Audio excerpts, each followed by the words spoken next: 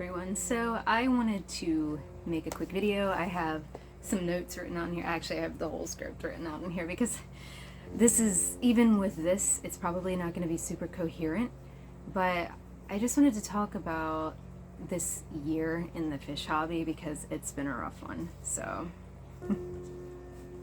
we all have difficult years in any hobby, and I definitely hit my hardest year in this wonderful hobby. It's still one of my favorite hobbies, but this was a difficult year for me.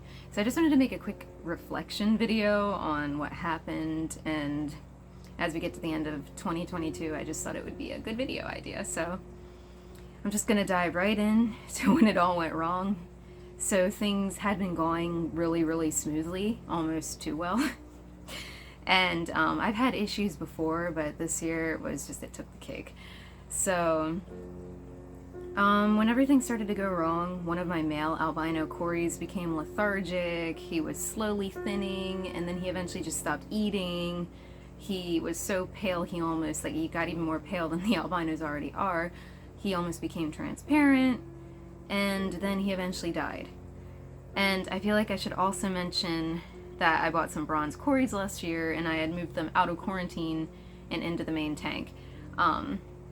However, they were all doing great when I moved them over. They were quarantined for a long time before they got moved over, and they were all doing great.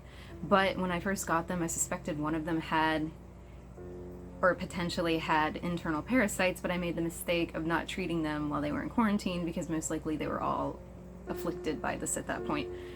But I made the mistake of not treating them.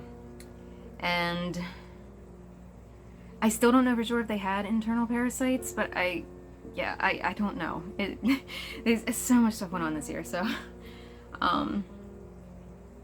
I did lose one early on in quarantining, and I suspected internal parasites. So as I said, eventually I lost that male Corydora, the albino. That broke my heart because he was the first albino cory I lost, and this is a beloved group of fish for me. They were my first cories. I wanted cories for a very long time, and then I finally got them, and they were my first group. I had them for a few years, maybe 3.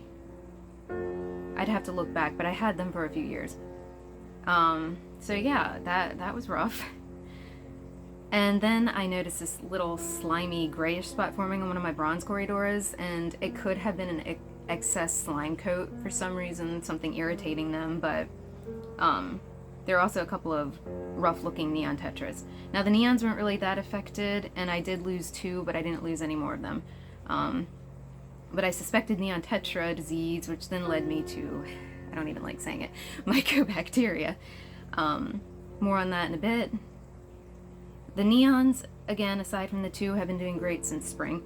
And back on the Corydoras, they were the main fish to be afflicted by this. It didn't really touch any of my other fish. So I don't even know if it was the same thing. So I quarantined the first fish to come down with the slimy stuff on his slime coat, and I just did that to keep an eye on him. And let me note that I can't remember all the details due to the stress of everything going on at the time. I'm probably going to leave a lot of this out because it did span a pretty long time, all of this happening, so I can't remember everything. I might not even be getting the order correct, but I'm going to do my best. So I quarantined the first fish that came down with it to keep an eye on him, and now after the first fish came down, another followed. Then sometime in this chaos, my other albino male began to waste away. And I also want to note that I did cut down the feeding pretty, not significantly, but pretty good. And I wondered about starvation too. But it just seems like that would have happened way too fast and just doesn't really make much sense to me. But yeah, that fish began to waste away. And it was the same way the last one went. And these were the only 2 fish to go down that way though. But yeah, so eventually I lost him too. And with the counsel from the fish community, I amped the feeding back up, not overdoing it, but I just put it back on like healthy frozen foods. And after this, I didn't lose any more due to the thinning. Like I said, those 2 were really the only 2 that I lost for that reason. Let me see. Sorry, I keep losing my place here. So I still had this weird gray slime issue, and this could have been due to stress, maybe feeding related, maybe the slime coat from irritation. But the one in quarantine eventually healed with erythromycin, so he went home. He got reinfected. And during this time, I had this, one of my other Corys, her name's Chonker, she's one of my most beloved fish of all, and she got this massive bloating problem, and her eyes popped out, massive pop eye, huge bloating, she got huge, she got these bubbles on her top fin, which I read can be from like excess protein in corridors. So, yeah, I should also note that, I figured out that every time I fed her, because they stopped, I don't know if they stopped selling it, but I feed them, I have it up here, hold on. This is the brand of Cory pellets I use, and I couldn't find it for a while, the Omega-1, and I couldn't find it for a while, so I switched to these other pellets, and every time I fed it, I noticed a correlation that she kept bloating every time I fed her that, so then I switched to another one. Same problem. And then when I was on vacation, I finally found these again, and haven't had the bloat feeding her that at all. So, yeah, I quarantined her a couple times because I didn't know if it was bacterial, if it was related to the food. I don't know if that was it or not, but she could have some sort of weird intolerance. It happened over and over again. It was very concerning. So yeah, but once I switched her back, she bloated less and not really much at all. So that's just interesting. She might have had it like one time after that. So yeah, she landed herself in quarantine a bunch of times before I noticed that connection. And I'm not sure this has anything to do with it, but as I stated, it could be an intolerance. She's also the fish that alerts me to issues in the tank because she's extraordinarily sensitive. So if she starts acting weird, I check everything because she tends to figure it out before anybody else or be affected before anybody else. So yeah, that's a good time to check your parameters and just make sure everything's working right. So she also has issues with red gills, and it seems like that sticks around. Now I should mention that I did have an issue with high nitrates this year. I've gotten that under control, but her gills are still really red and everything else in the water is fine, so I'm not sure if it's just some sort of permanent damage, if it's just coloring. She wasn't like that before though, so I don't know. I'm working on that right now. So yeah, and the nitrates, well, I'll get back to that in a minute, if hopefully I remember, because I don't think I wrote that down in here. But I think that might be what part of that issue was, the red gills and everything, but I'm getting ahead of myself.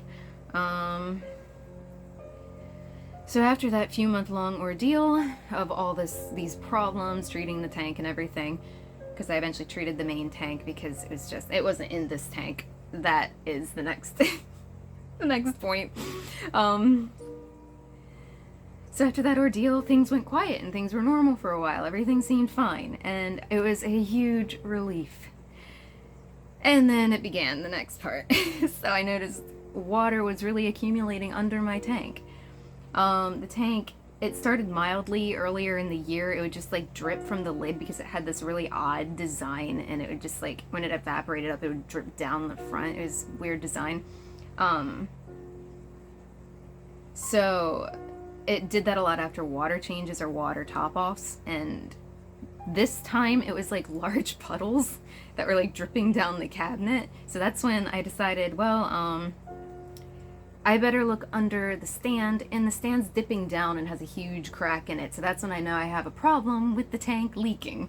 So I rushed to one of our LFS and to hunt down another, it was a bow front, so I went to hunt down another bow front. And I had a weird size that came from one of the big chains. I'm not going to say anything specific about it. So I knew I probably wouldn't be able to find that size again because it was a weird size. So. But I also used this chance to look for one of those Aqueon bow fronts. I think they're 36 gallons.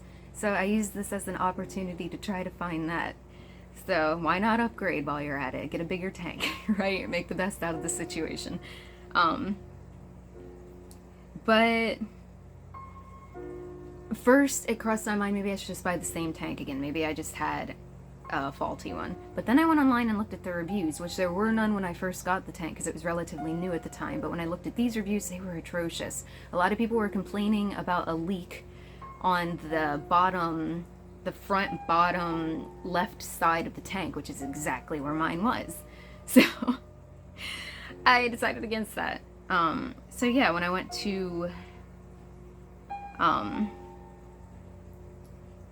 down that Aqueon, I got to the LFS and I was making like inquiries about bow front tanks, but they said they stopped stocking bow fronts because they said something about the industry's gone away from them too. I don't know all the details, but they said that they just leak too much nowadays. However, they did mention resealing it, but I really didn't feel like doing that this time around. I did it to one tank before. I just didn't feel like doing that. So they said it probably would be, if you resealed it yourself, it would probably be better than in the factory since they're producing so many. But I just really didn't want to do that. And just, plus, I have OCD. I have it pretty bad. And I knew that if I used this tank again, no matter how well it gets sealed, I would just be anxious about it the rest of the time that I had that tank. So it just wasn't worth it. So, I didn't trust it not to fail again. So I didn't want to chance it, so I went with a standard 29-gallon long, which was a slight improvement over the other one, which was a 25, and that is this one. Whoops, I shouldn't tap on the glass, sorry fish. So it's still a bigger tank. So it actually ended up being better because I got a better lid for it, because I didn't have to like make something for a specific size, because like I said, that other tank was a weird size.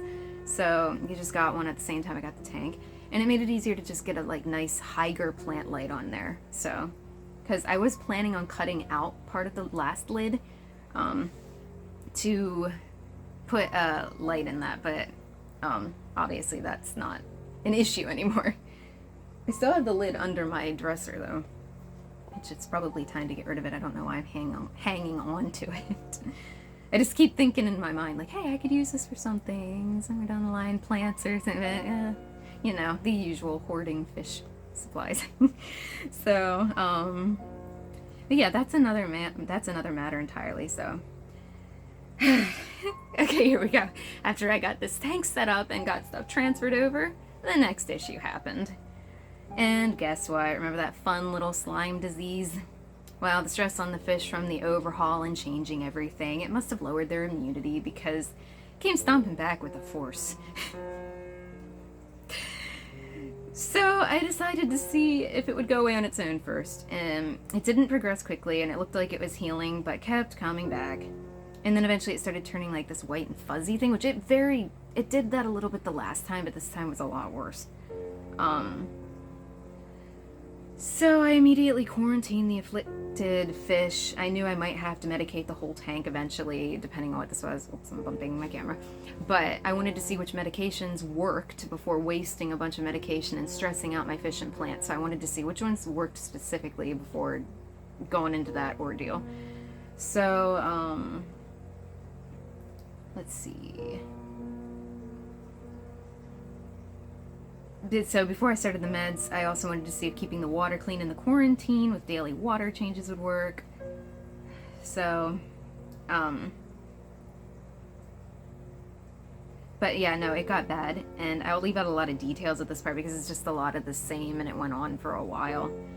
But basically, it kept coming back every time the meds would get rid of it, so it didn't truly wipe whatever this was out.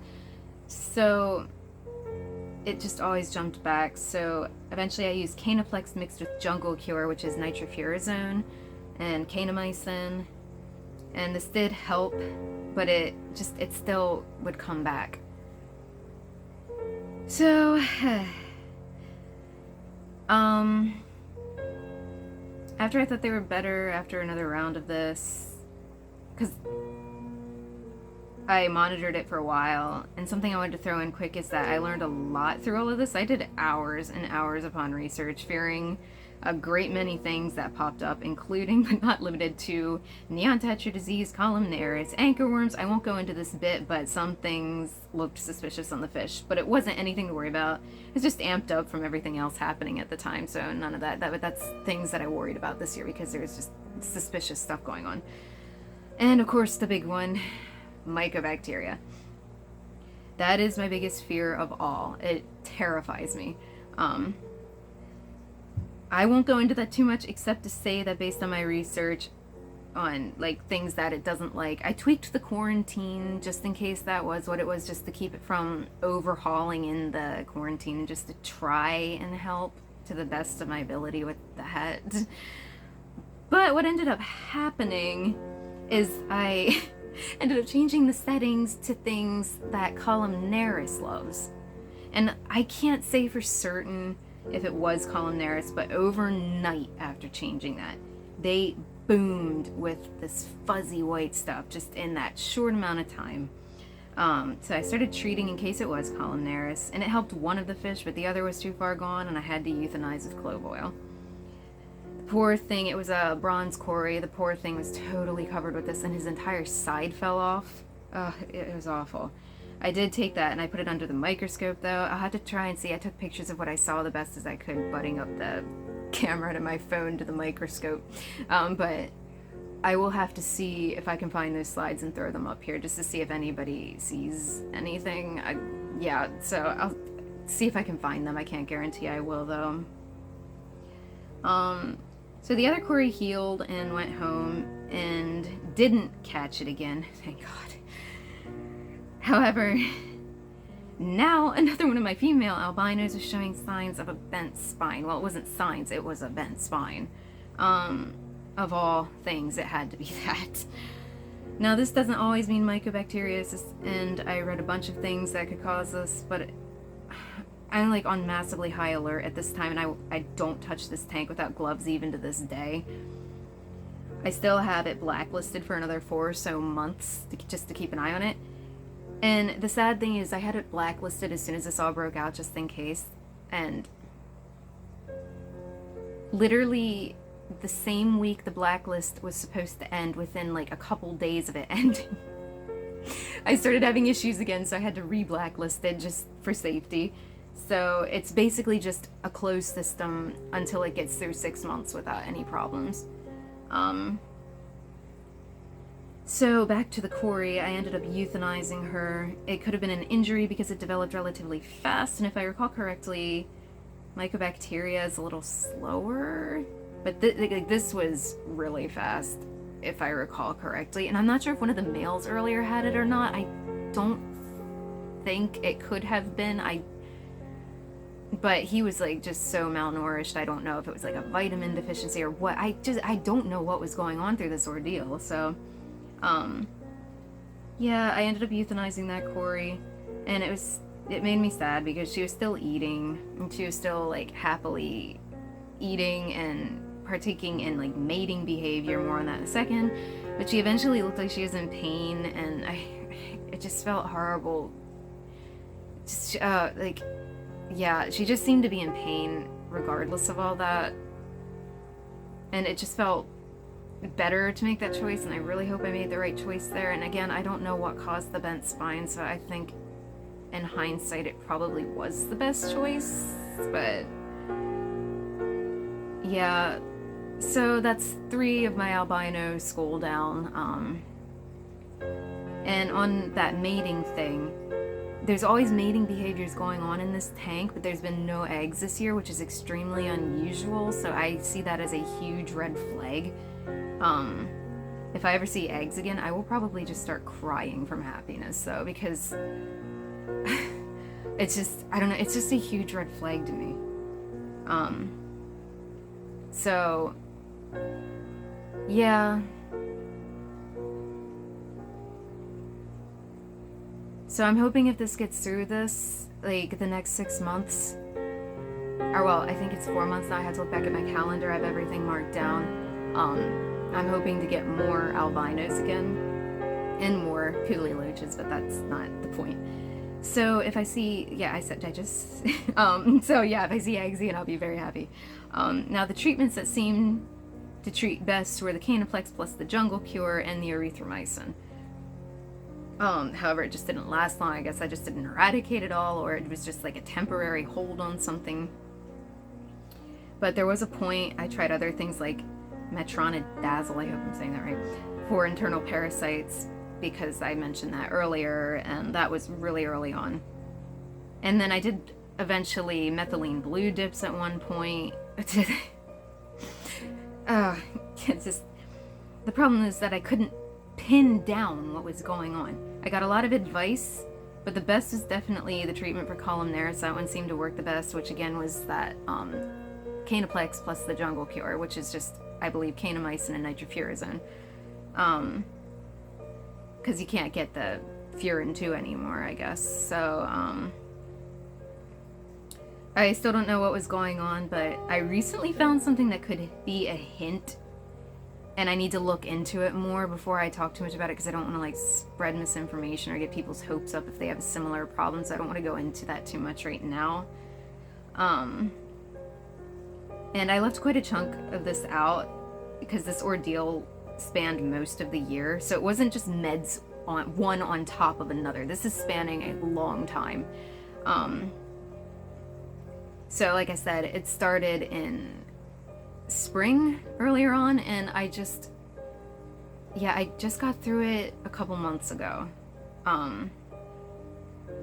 So it wasn't just medications on top of medications, and I was mostly doing it in the quarantine tank because I don't want to throw around like a bunch of stuff in here if you're just going to stress everything out until you know if it works, because I don't want to stress them out. And fish medication is expensive. So, yeah, this was administered. Oh my goodness, I can't talk. Yeah, after countless hours of research and inquiry, I found some of these methods. Okay, wait. Sorry, my camera died, so let's continue this. So I'll wrap this up with saying that this ordeal is at bay right now, and things have been good for a couple of months. But I'm still on high alert and doing all I can to make sure the fish don't get stressed out and contract this again.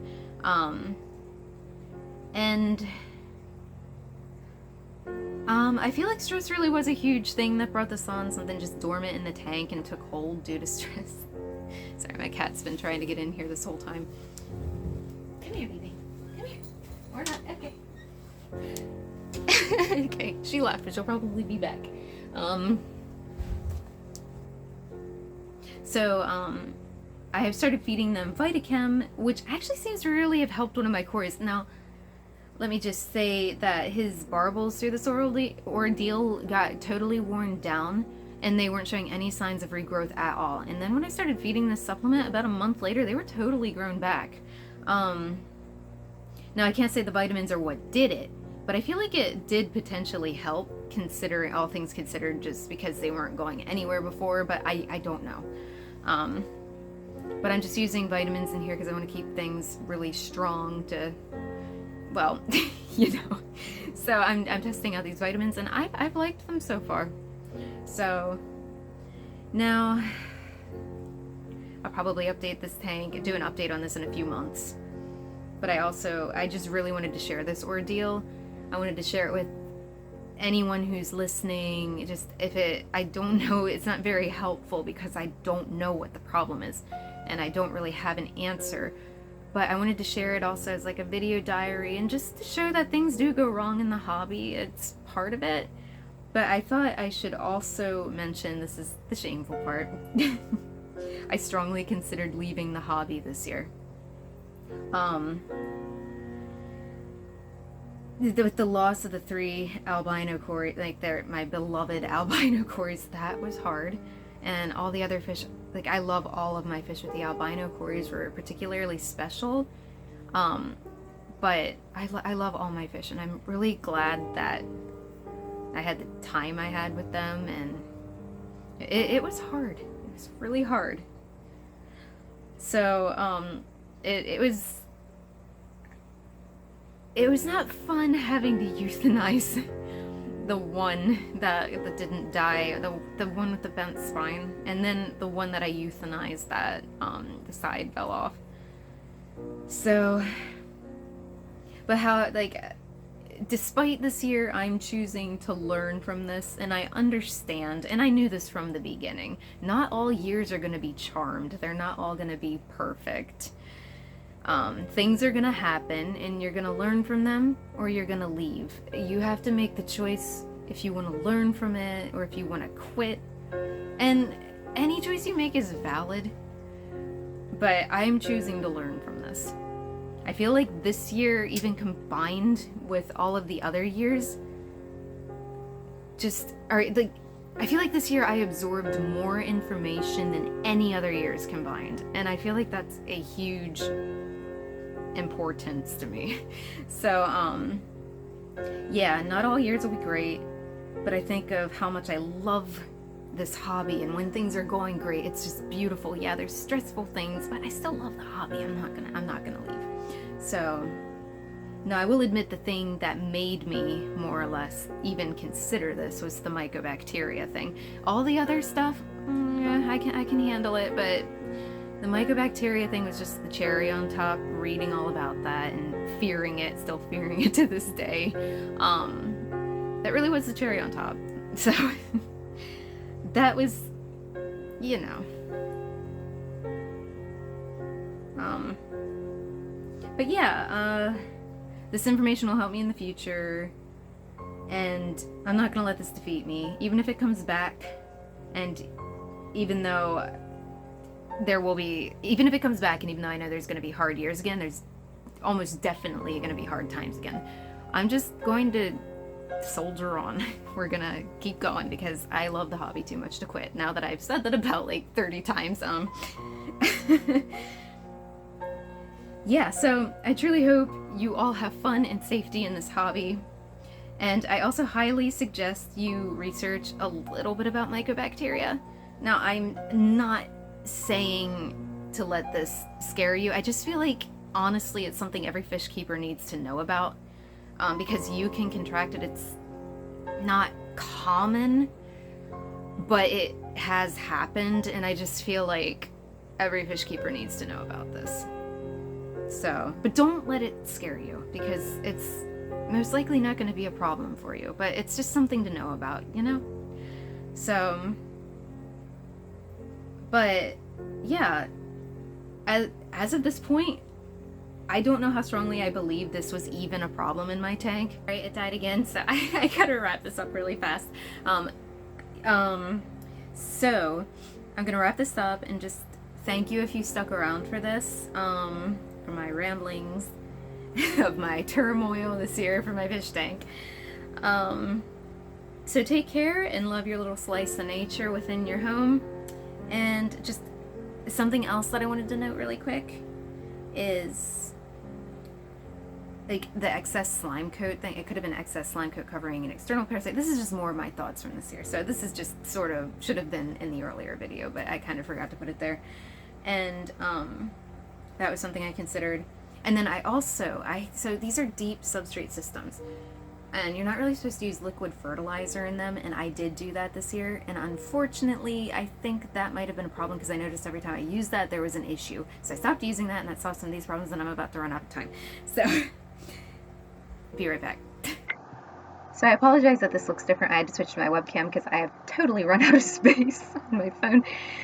So the last thing I wanted to say was another thing this year. This was more of a mild inconvenience. It's easy to get rid of with cyanobacteria. Like this, I've had it before, but this is my first year really truly knowing what it was.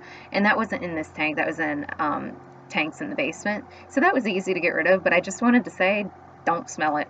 Don't smell the cyano. It smells horrible. So anyways, I'm going to wrap this up, and I'm going to thank everybody for sticking with me through this mess, and just, yeah, thank you, and I hope you have a great day, and happy fish keeping, and take care of yourselves. Bye! Oh, Merry Christmas and Happy New Year, Happy Holidays, all the shabam, because I don't know if I'll get another video up by then. So yeah, just happy holidays, take care, bye.